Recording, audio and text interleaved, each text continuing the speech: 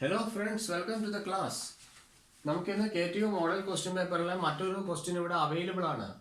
A horizontal grid of steel having a uniform section is 14 meter long and is simply supported at its ends. So we have a simply supported beam of 14 meter long. It carries a concentrated load of 120 kilonewton and 80 kilonewton at the 2 points 3 meter and 4.5 meter from the two ends. So this beam carries only 2-point loads. No other loads are available here. Then the moment of inertia of the grader is given. Elasticity of the steel is also given. Calculate the deflection of the grader under the point loads using Macaulay method. So this question is coming from the fourth module. First of all, we can write the given data here. Elasticity of the steel is given as 210 kilonewton per mm square. See the other dimensions, they are given in meter, so we can convert it into meter. That is equal to 210 into 1 divided by 10 power minus 3 the whole square, that much kilonewton per meter square. Converting this millimeter to meter, 10 power minus 3 the whole square. Then we have 210 into 10 power 6 kilonewton per meter square. Then we have what? The moment of inertia. Moment of inertia is equal to 16 into 10 power 8 mm raised to 4. That is equal to 16 into 10 power 8 into 10 power minus 3 the whole raised to 4. This is minus 12 and this is 8. So that is equal to 16 into 10 power minus 4 meter raised to 4. Now we can calculate a value EI. EI is nothing but it is the flexural rigidity. It is the product of moment of inertia and elasticity, and that is equal to 10 into 10 power 6 into 16 into 10 power 4. We may be getting the value 3.36 into 10 power 5 kilonewton meter square. Kilonewton meter square. So this is the value of EI and this is the flexural rigidity. I will tell you why I found out the value of EI later. Okay, now we can go on with the question. The given data, we have a simply supported beam and that beam is of 14 meter long. Simply supported means this end, maybe this point is A. Consider this point as B. So this reaction is RA here, and here we have the reaction RB. It is given, it is a simply supported beam, so we can write like this. And the span, total span is also given for this simply supported beam, and it is measurements also is very important to mention here. And this is 14 meter long, and it is said that at a distance of 3 meter and 4.5 meter. So you can consider 3 meter distance here. Here we have a load 120 kilonewton, and here from the 4.5 meter from this end, 4.5 meter from this end we have another load, and this is 80 kilonewton. So this distance is 3 meter, this distance is 4.5 meter. So what will be this distance? This will be 6.5 meter in between this. Consider this point as C, and this point as D. So in the question it is asked to find out the deflection at the points under the point loads. So deflection under the point loads. So we need to find the deflection delta C and delta D. We need to find out. So this is the question. So for solving this, first of all we can find out the support reactions. Okay, we can find out the support reaction here using the equations of equilibrium. We can write the first equation of equilibrium, sigma fx is equal to 0. It is not applicable since there is no horizontal forces. So let us move on to the second equilibrium equation, sigma Fy equal to 0. Yeah, it is possible. We can see many vertical reactions and vertical forces here. So we could write Ra plus Rb is equal to 120 plus 80. So this is Ra plus Rb is equal to 200 kilonewton. Okay, fine. Now summation of the moment about a particular point equal to 0. Let us take the summation of the moment about B equal to 0. Now taking the summation over the moment B, we can write Ra into 14. This is clockwise because we are taking the point here, the section is here towards the left of the section. If we consider the clockwise moment, we could take it as positive, and the counterclockwise moment towards the left of the section is negative. So Ra into 14, this is positive value, Ra into 14, and then then 120 kilonewton. It is acting at a distance of 6.5 plus 4.5. This moment due to this 120 kilonewton is 120 into the perpendicular distance 6.5 plus 4.5. It's 11 minus 120 into 11. Then again minus 80 kilonewton load coming to the section in the counterclockwise direction. So towards the left of section, counterclockwise is negative. So we could write minus 80 into 4.5 equal to 0. This implies RA value, RA is equal to, we will be getting RA value as 120 kilonewton. 120 kilonewton we will be obtaining. Here we have RA 120, therefore from this equation we will get RB is equal to 80 kilonewton. So after getting this RA value and RB value, you can just write that value here on the free body diagram. RA is equal to 120 kilonewton and RB value you will be getting it as 80 kilonewton. 80 kilonewton. So this is all about the free body diagram. Now let us move on to the Macaulay's method for solving the deflection. To find out the deflection, we can use the Macaulay's method. So the equation for finding the deflection is the equation for elastic curve. So remember, elastic curve equation.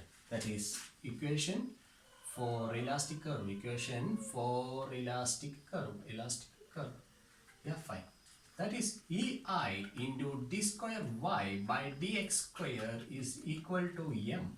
Yeah, fine. This is the equation for elastic curve. So we have the value of EI, that's the flexural rigidity. We already find out here. Yeah, 3.36 into 10 power 5 kilonewton meter square. And we have the moment we need to find out. So the next step coming, the moment. Okay, then we are drawing our beam here. And this is our reaction. This is 120 kilonewton. Here the upward reaction at this point B is 80 kilonewton. Yeah, fine. And now under the points at C 120 kilonewton and at the point D it is 80 kilonewton. Yeah, fine. And this distance is 3 meter. It is given. This is 6.5 meter given. This is 4.5 meter given. Okay. Now what to do is consider a section here. I am considering my section here. This is my section XX. Now take the moment about the section XX, MXX. I am finding the moment about the section XX. For finding the moment, we need the distance. Okay, moment about XX. For that, let the section XX is at a distance small letter x from point A.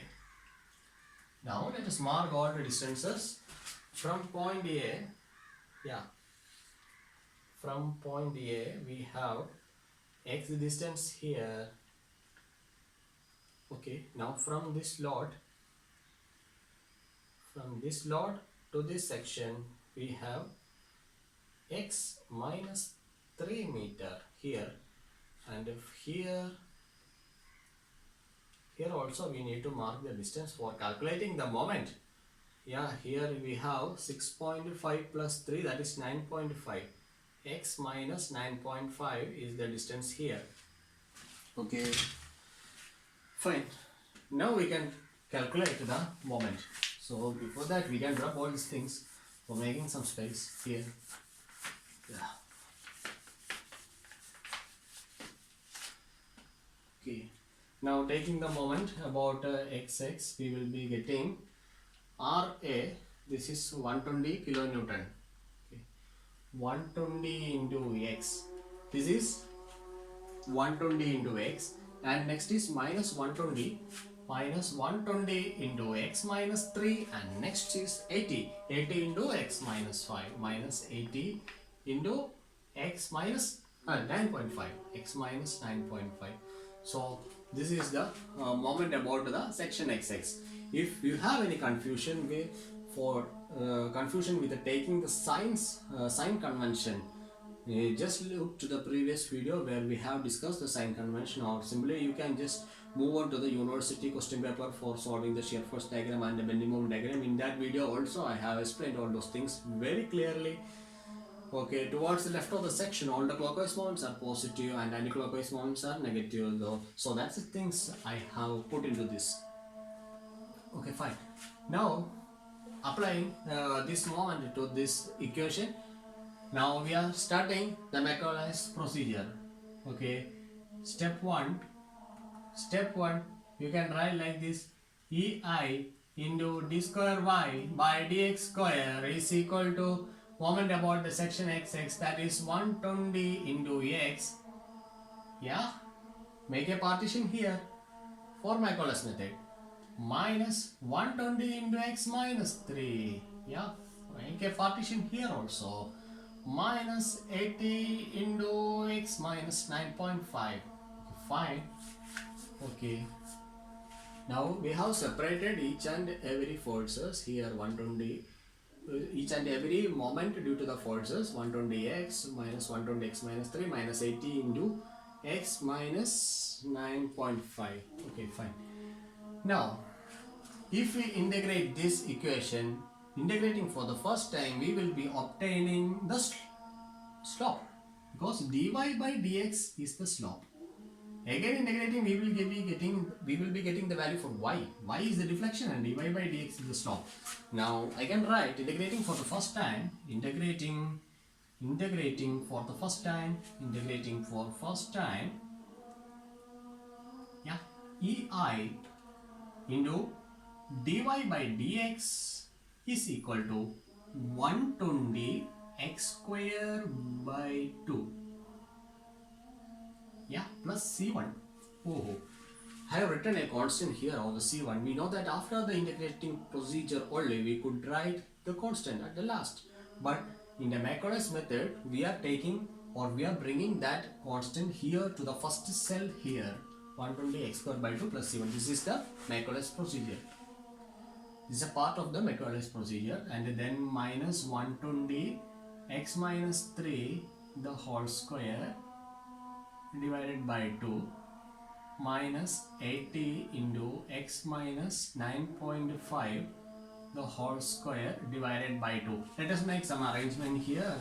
Ei into dy by dx is equal to 60x square plus c1 minus 60x minus 3 the whole square, okay, minus 40 x minus 9.5 the whole square. Okay, now we have the equation for the slope. Okay, dy by dx is equal to 1 divided by ei and this much. Okay, this is the equation for slope. Now again integrating second time to obtain deflection. We can move on. Okay, ei into y is equal to, integrating dy by dx, we will be getting the y value. In ei into y is equal to 60 into x cubed divided by 3 plus c1x plus c2, another integrating constant which has to be appear in the last of the integration, and now it is appearing in the first section according to the Macaulay's method. Minus 60 x minus 3 the whole cube divided by 3, okay, minus 40 into x minus 9.5 the whole cube divided by 3. Now let us make some arrangement here. Ei into y is equal to 20x cube plus c1x plus c2 minus 20 x minus 3 the whole cube minus 40 divided by 3 x minus 9.5 the whole cube. Okay, now we have the equation for the deflection. In the question they are asked to find, we are asked to find the deflection under the point loads. Okay, deflection at C and deflection at D. So we can make use of this equation for that. Okay, this equation, we can make use of this equation. And if you want to find the slope in addition to this, we can make use of this equation also. Okay, let this equation be here, and I can rub all the remaining things. Now one diagram is necessary here, that should remain there. Okay, so we don't know the value for C1 and C2. We need to find out the value for C1 and C2. For that, we can make use of the boundary condition. For making the boundary condition, we should know about the point at which the deflection is coming 0.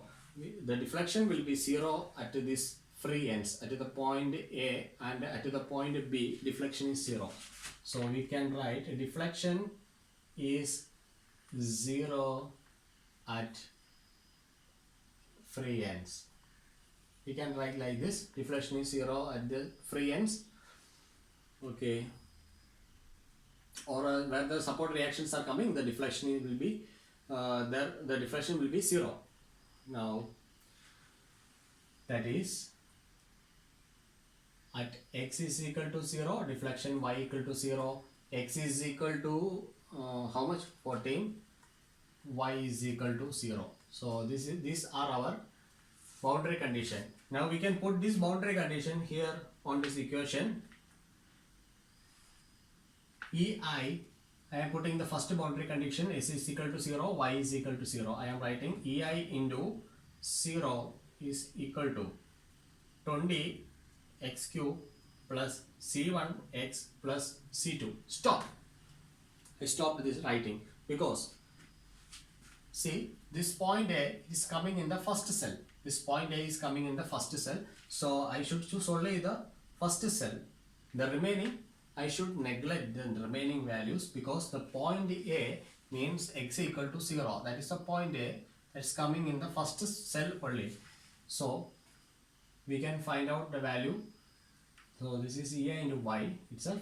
Now putting the boundary condition, EI into 0 is equal to 20 into 0 cube plus C1 into 0 plus C2. This implies C2 value 0.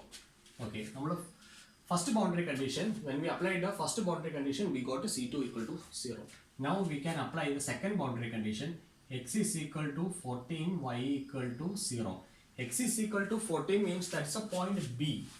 Okay, so this ends, we know at the ends the deflection is 0 for a simply supported beam. For a simply supported beam, at the ends the deflection is 0. So while traveling from A to B, that is from 0 to 14, x varied from 0 to 14. At the point B is at a distance of 14 meter. So we should consider all these forces, RA, 120 and 80. It is coming within the distance of 14 meter. So the whole equation needs to be considered. So we can substitute the values. EI into 0 is equal to, EI into 0 is equal to 20 into 14 cube plus C1 into 14 plus 0 minus 20 into 14 minus 3 the whole cube minus 40 by 3 into 14 minus 9.5 the whole cube.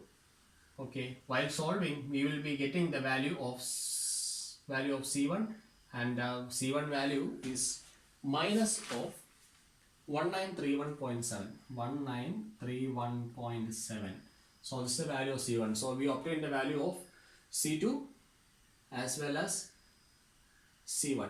Okay, these two values we have. Now we can move to find out the deflection under the point loads 120 and 80 kilonewton respectively. Okay.